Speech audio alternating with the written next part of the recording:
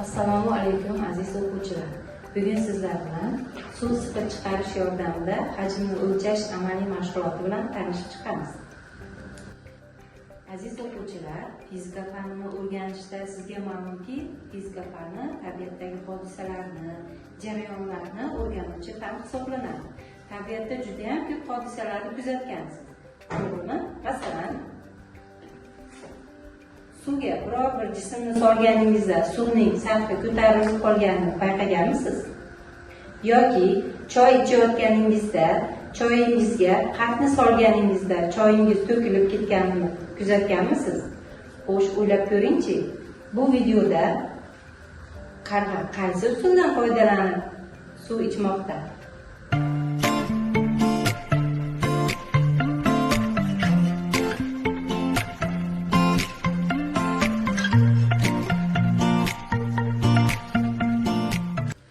O'quvchilar, bugungi amaliy mashg'ulotimizda shu kabi savollarga javob topishga harakat qilamiz.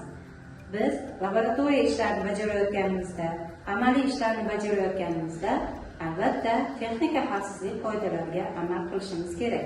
Jumladan, bugungi amaliy mashg'ulotimizda ham ishlatilayotgan jihozlarimizdan ehtiyot bo'lib foydalanishni tavsiya beraman.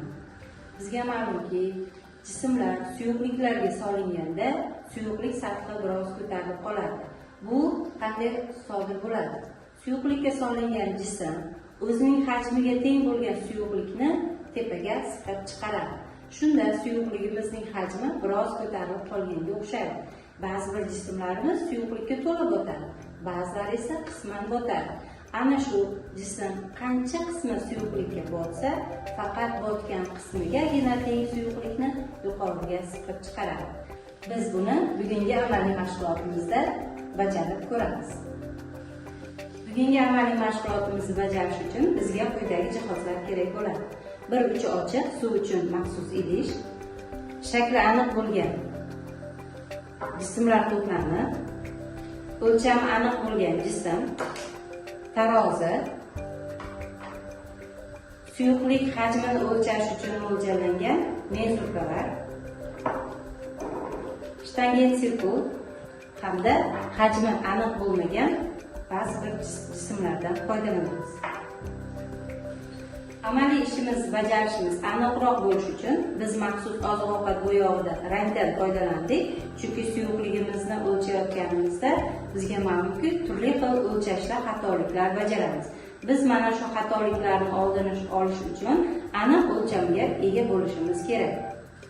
Bu amaliy mashg'ulotni bajarish uchun agar sizda yetarlicha sharoit bo'lmasa, virtual holatda bajarib ko'rishingiz ham mumkin. Buning uchun Pxed Colorado dasturidan foydalanamiz. Biz ekranda Pxed Colorado dasturini ishchi oynasini ochdik. O'rtada suyuqligimiz turibdi. Biz birinchi navbatda suvdan foydalanyapmiz. Bu yerda bir necha suyuqliklar turlari turibdi. Boshqa suyuqliklarda ham tajribani takrorlab ko'rishingiz mumkin. Tajriba o'tkazish uchun A va B jismdan foydalanamiz. A jismga taalluqli bo'lgan parametrlar ekranimizning o'ng tomonida turibdi. Zichligi 0,8 kg taqsim litrga teng, hajmi esa 5 litr deb tanlab oldik. B jismimizning hajmi ham 5 litr, zichligi esa 2,7 kg taqsim litr deb tanlab oldik. Buni biz turlicha mana bu kursorni surish orqali o'zgartirishimiz ham mumkin. Keling, endi tajribani boshlaymiz. Demak, B jismimizning massasi 10 kg, zichligi esa 2 kg taqsim litrni tanlab oldik. Suyuqligimizning dastlabki sathi 100 litrni ko'rsatmoqda. Ikkala jismimizning ham hajmi 5 litrdanligini aytib o'tdik. Dastlab zichligi katta, suyuqlik zichligidan kattaroq bo'lgan B jismni tashlab suyuqlikka solib olamiz. E'tibor beradigan bo'lsak, suyuqligimiz sathi 100 litrdan 105 litrga ko'tarildi. Demak, suyuqlik o'zgarishi 5 litr, suyuqlikka solgan jismimizning hajmi ham 5 litr. Endi esa A jismdan foydalanamiz. A jismimizning hajmi ham 5 litr, zichligi esa suyuqlik zichligidan kichkina. Lekin suyuqlikka solganimizda videomizdan ko'rinib turibdiki, jismimizning hamma qismi suyuqlikka botmadi. Uning botgan qismi faqatgina 4 litrni ko'rsatmoqda. Bundan xulosa qiladigan bo'lsak, suyuqlikka solayotgan jismimizning qanchalik botishi yoki botmasligi uning zichligiga ham bog'liq ekan. Faqat bu haqidagi bilimlarni keyingi darslarimizda o'rganamiz. Amaliy mashg'ulotimizni boshlashimiz uchun, demak, shakli aniq bo'lgan jismdan foydalanamiz. Shakli aniq bo'lgan jismdan biri kub shaklidagi jism bo'lib, buni hajmini o'lchab olamiz. Hajmini o'lchashimiz uchun bizga shtangent sirkul kerak bo'ladi. Shtangent sirkul yordamida jismimizning bir tomonini uzunligini o'lchab olamiz. Shtangent sirkulimiz yordamida o'lchangan jismimizning uzunligi 30 mm ga teng ekan. Demak, jismimizning hajmini o'lchab oldik. Hajmimiz 27 cm3 ga teng ekan. Asta-sekin buni suyuqlikka ehtiyot bo'lib solamiz va bu suyuqlikka solganda o'zini hajmiga teng bo'lgan suyuqlikni siqib chiqarishini kuzatamiz. Siqib chiqarilgan suyuqlikni mezurka orqali hajmini o'lchab olamiz.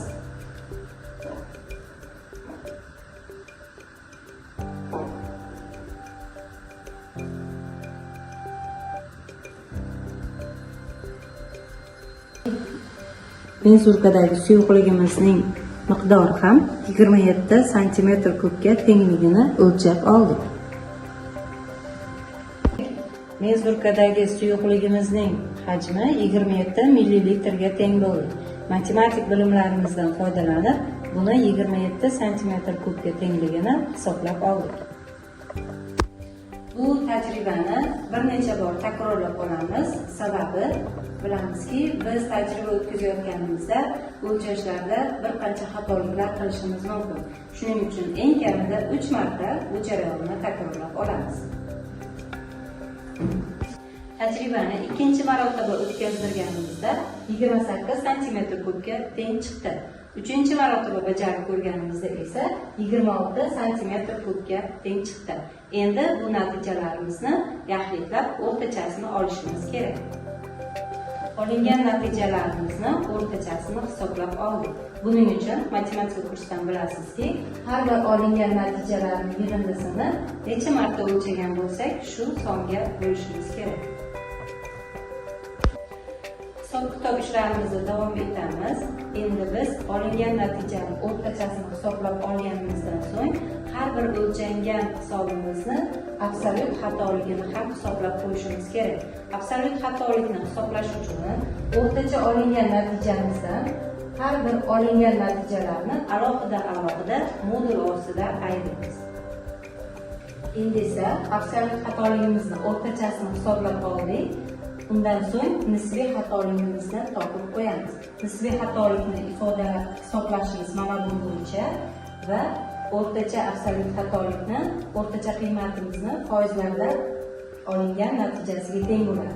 Bizni amaliy mashg'ulotimizni nisbiy xatoligi 2,5% ga teng chiqdi. Endi esa amaliy mashg'ulotimizni keyingi qismiga o'tamiz. Biz hozir tajriba o'tkazgan mana bu kub shaklidagi jismimizni tarozda massasini tortib olamiz.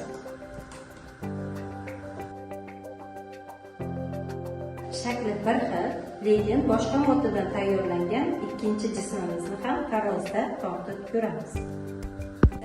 Shakli bir xil, lekin boshqa moddadan tayyorlangan ikkinchi jismimizni ham tarozda tortib ko'ramiz. Bu jismimizning massasi oldingi tajribada o'tkazilgan jismimizning massasidan farq qiladi, lekin hajmi bir xil. Hajmi bir xilligini mana bu shtangent sirkul orqali yana o'lchab, bir xilligini isbotlaymiz. Demak, buning tomonining uzunligi ham 30 mm ga teng ekan. Demak, massasi boshqacharoq, lekin hajmi teng bo'lgan ikkinchi jismimizni ham suyuqlikka tushirib olamiz. Demak, asta-sekinlik bilan suyuqlikka solganimizda u yana suvni siqib chiqaryapti. Siqib chiqarilgan suvning miqdorini yana menzurka orqali o'lchab ko'ramiz. Demak, e'tibor beradigan bo'lsak, jismimizning siqib chiqargan suyuqligining hajmi oldingi o'lchagan jismimizning hajmiga teng bo'lib chiqdi. Demak, suyuqlikka solayotgan jismlarimiz qancha suyuqlik miqdorini siqib chiqarayotgani ularning massasiga emas, faqatgina hajmiga bog'liqligini xulosa qilamiz. Bu jarayonni yana bir boshqa usulda ham bajarib ko'rsak bo'ladi, faqat ehtiyot bo'lishimiz kerak. Suyuqlikni jismga solishimizdan oldin suyuqligimiz hajmini o'lchab olamiz. Suyuqlikka jismni solganimizdan so'ng keyingi hajmini ham o'lchab olamiz.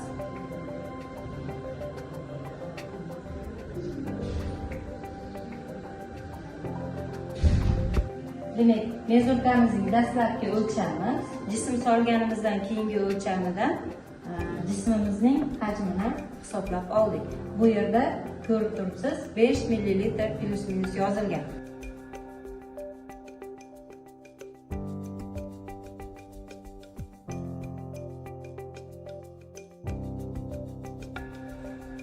Demak, biz yuqorida shakli va hajmi aniq bo'lgan jismlardan foydalanib tajriba o'tkazdik. Endi esa hajmi noma'lum bo'lgan jismni hajmini aniqlashga harakat qilamiz. Buning uchun yuqoridagi tajribani yana takrorlaymiz. Jismimizni asta-sekinlik bilan suyuqlikka solamiz. Demak, siqib chiqarilgan suyuqlikni menzurkaga quydik va menzurkamizni o'lchamini yozib olamiz. Menzurkamiz 16 ml ni ko'rsatmoqda. Demak, xuddi shu usul bilan siz ham hajmi noma'lum bo'lgan jismlarni hajmini aniqlashda foydalanishingiz mumkin. Demak, Sirakuza podshohi Gigeron o'ziga oltindan toj yasatirdi va bu tojni sof oltindan ekanligini aniqlash uchun ayollarga buyurdi.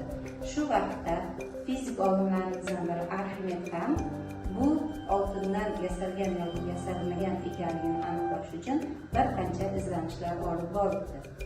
Izlanishlardan horib charchab qolib, ommonga tushganda suyuqlikning toshib ketish hodisasidan foydalanib, toshni sof oltindan yoki oltindan emasligini aniqlab beribdi. Tojning oltindan yoki oltindan emasligini aniqlash uchun hozirgi tajribamizdan foydalangan ekan.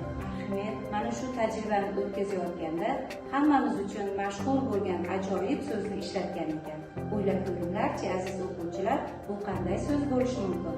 Shu so'zni kommentariyalarda kutib qolaman.